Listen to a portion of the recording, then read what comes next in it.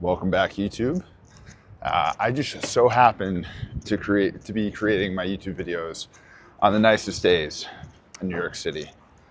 Got lucky again. It's about 70 degrees, and we have your guys' favorite videos, which is a leg day. The groin's been feeling okay. It's definitely not 100%. I say 70%. It's 70%, which you may think, hey, you're almost there.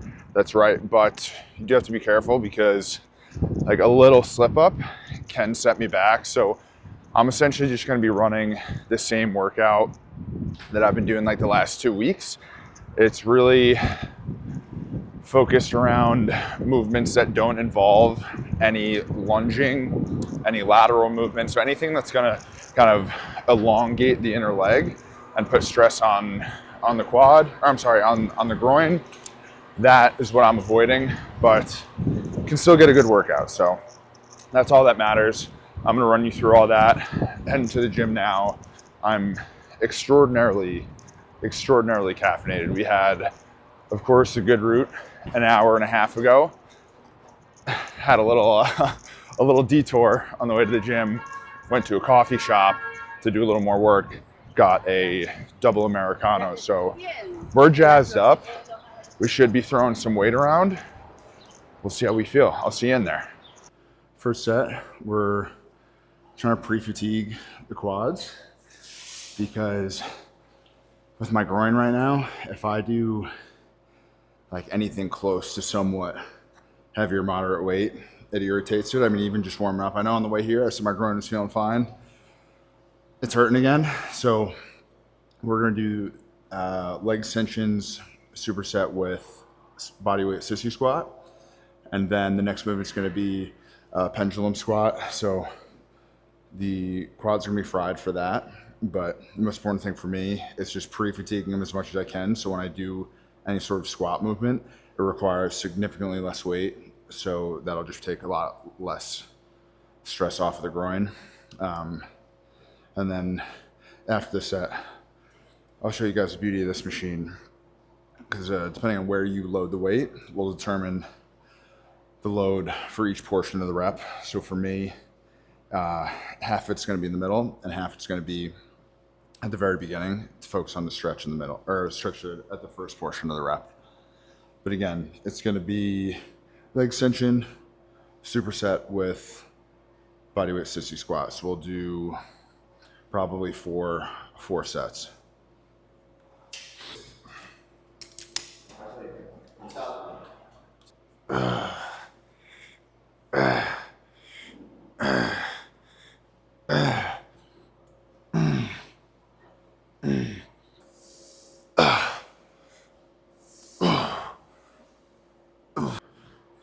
Yeah, so here there are 3 options where you can load it.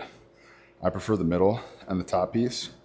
The first one, that's going to add resistance at the very top of the rep. So when your leg is fully extended, middle portion of the rep, top, all the way at the bottom. So for me, I'm focusing at the bottom and middle portion.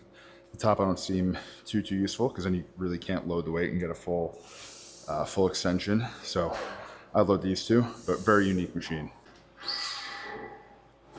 This right here too. You may not realize it, but strapping in, it's a fucking game changer, man.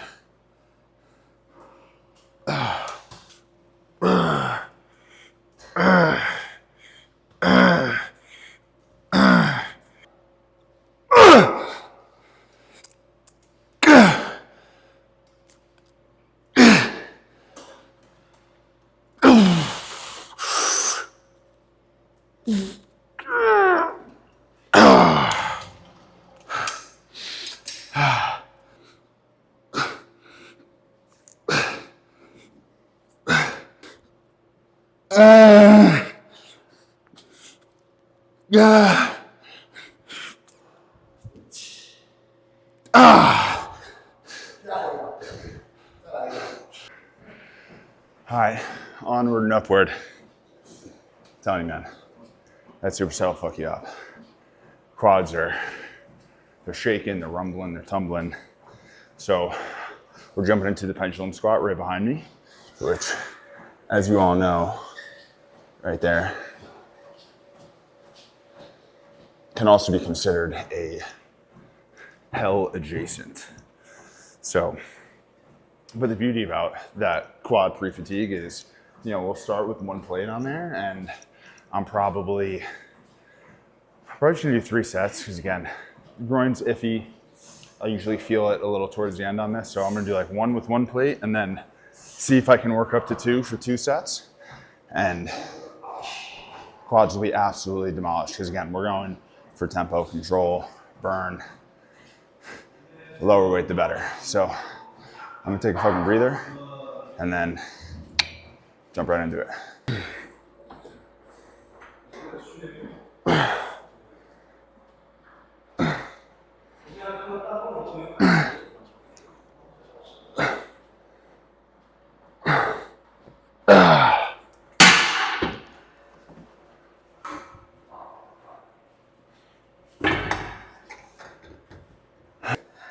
I felt a little iffy on the bottom. So I'm gonna play it safe. I'm just gonna throw a quarter on.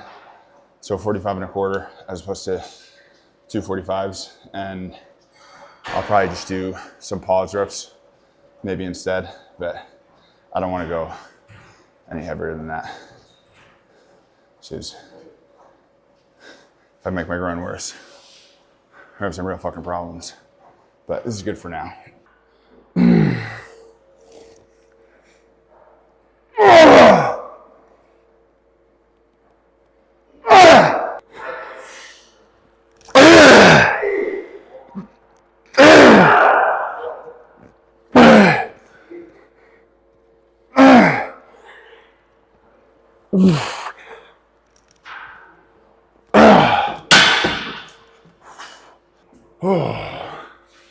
We're officially at that point of the workout where we're cueing, gotta have it. And if you know me,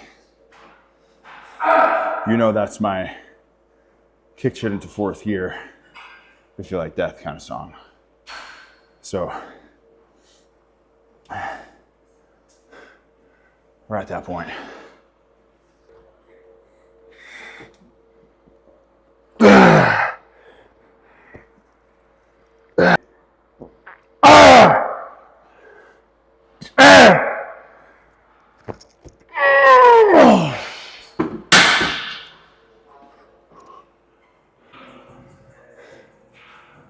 All right, quads are done. Moving on to a little posterior work. We're doing cable kickbacks. Just 3 sets. It's gonna be a kind of lateral kick back, if you will, and then a standard cable kickback in the same leg. So because that's a superset, it's like 30 reps a pop. Only really need 3 sets of that. I just did 1 for warm up. Now we'll get into the 2 working sets, and then we have 2 more exercises to finish off with. So the bright side, quads are done. They're fried. We may never hear from them again.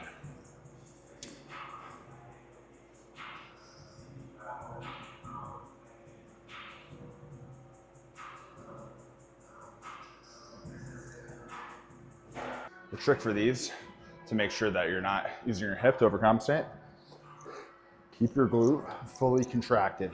So you're starting here, I'm just fucking squeezing my left glute.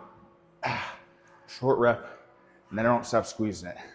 This way, that's where all the tension is falling.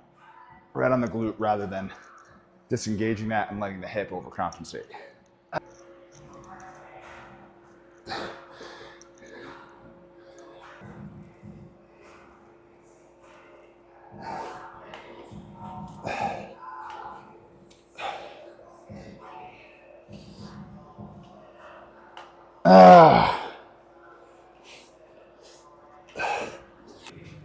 Here we got another fucking awesome machine that I didn't know existed prior to coming here. It's by Glute Builder.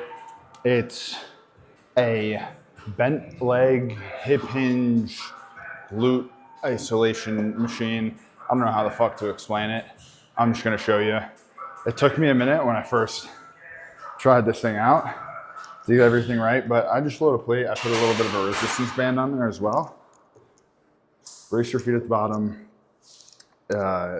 Knees 90 degrees. You can adjust this pad so it's right at the hip.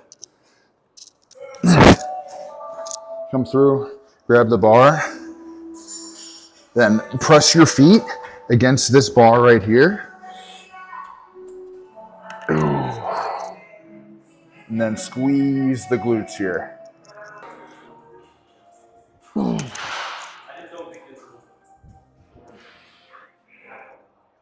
Yeah.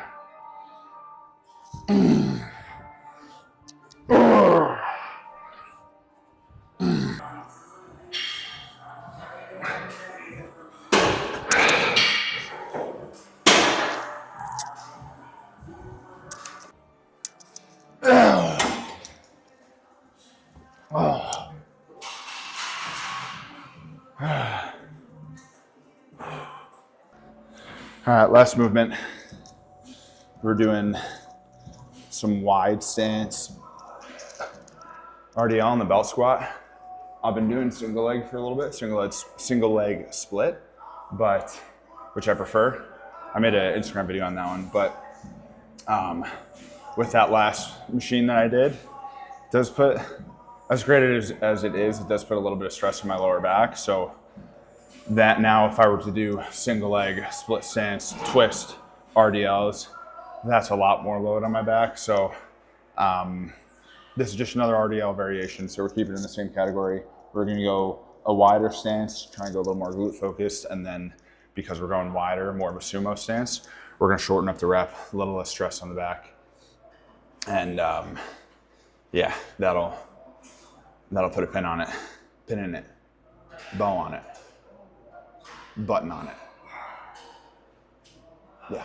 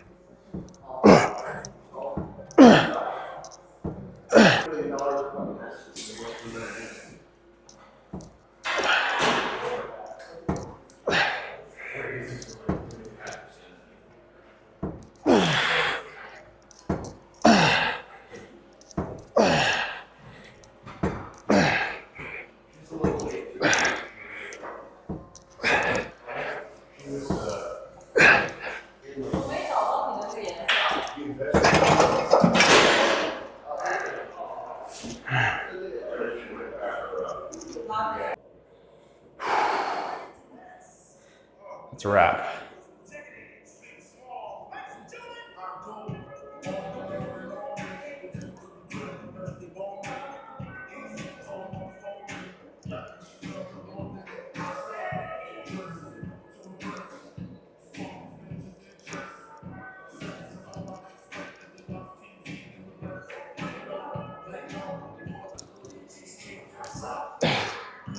That's all she wrote, ladies and gentlemen.